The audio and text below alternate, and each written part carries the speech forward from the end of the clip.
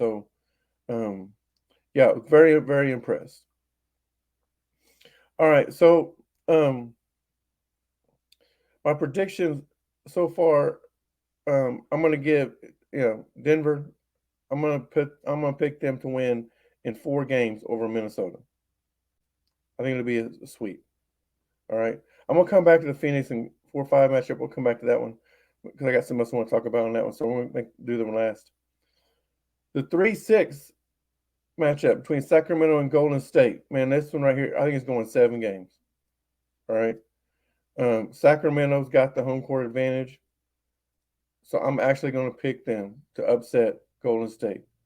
And before the other night, somebody asked me who about this series, or who I thought. Actually, they asked me who I thought would come out of the West, and I picked. Um, I picked. I said you can't count out Golden State. I said you can't count out I like Phoenix too, which we're going to get back to that game in a minute.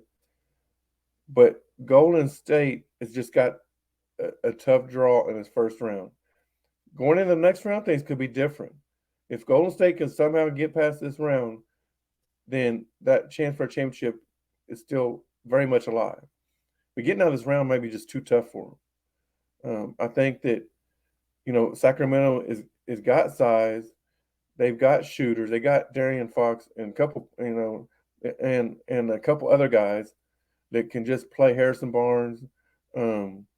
There's another. I can't think of his name. A guy's face. I can't think of his name right now. They played really, really good. They played good as a team. I just think that. I know. Golden State's got Curry. I know Golden State's got Klay Thompson. They got Jordan Poole, and I get all that, right? Wiggins. If Wiggins don't come around because he didn't play very good in the night. If he don't come around, Sacramento is going to win the series. It's just that simple. They're going to have to steal one in Sacramento. Don't know if they can do it. Memphis and Lakers, man, I want so bad to say Memphis in this. I really do. I like Memphis. All right, but I just I'll put it this way right now. I'm gonna say this right now. If Anthony Davis gets hurt, the Lakers lose. And Anthony Davis seems to get hurt every other week.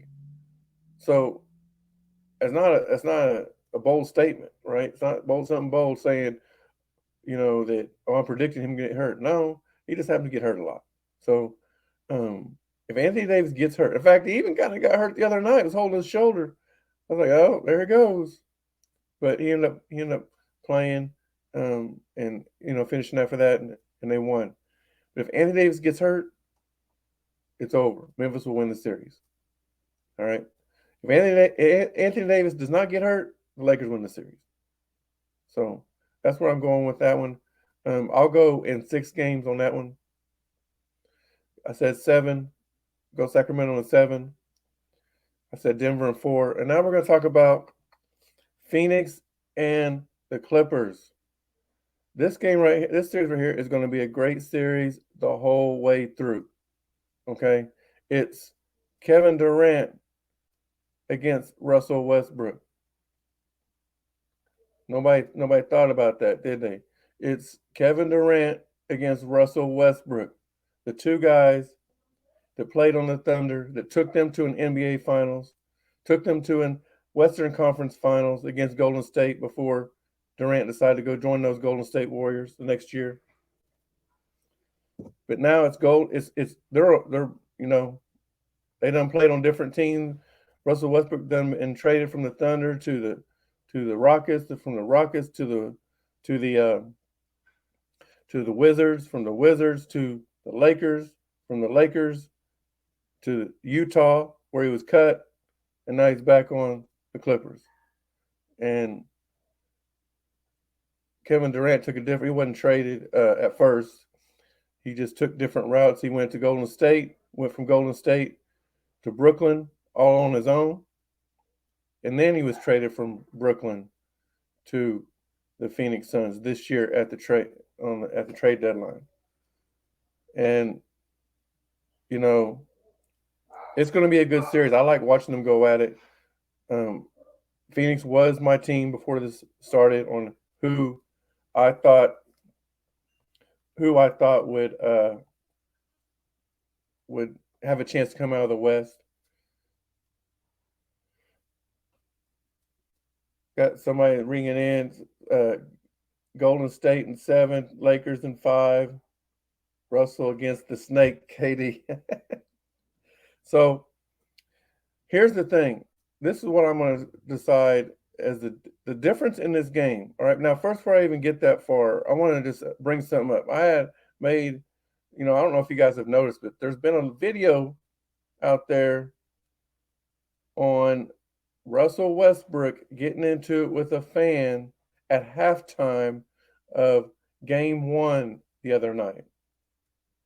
And just to paint a picture, it wasn't like a fan in the stands, although, he was a fan at the game. So, like I said, it was at halftime. And at Phoenix, they have an area, and actually the Thunder has the same type of area too, but I don't think the players have any access to it at all.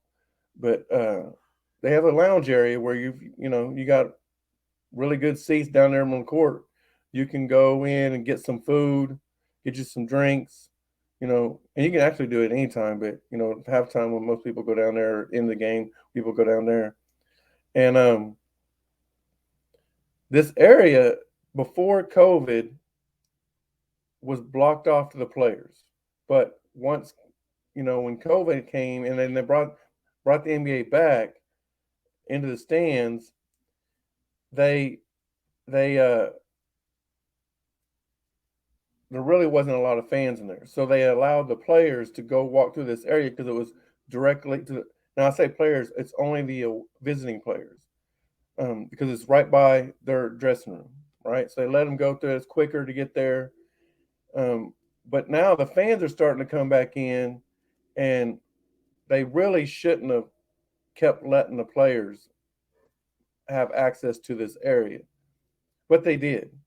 And the video, if you see it, I've tried to find several videos. I can only really find one good one.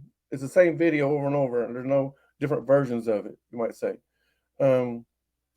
And all you see is Russell Westbrook standing between a security guy and right next to a fan sitting on his couch in this lounging area, and he's basically telling him to watch his mouth several times.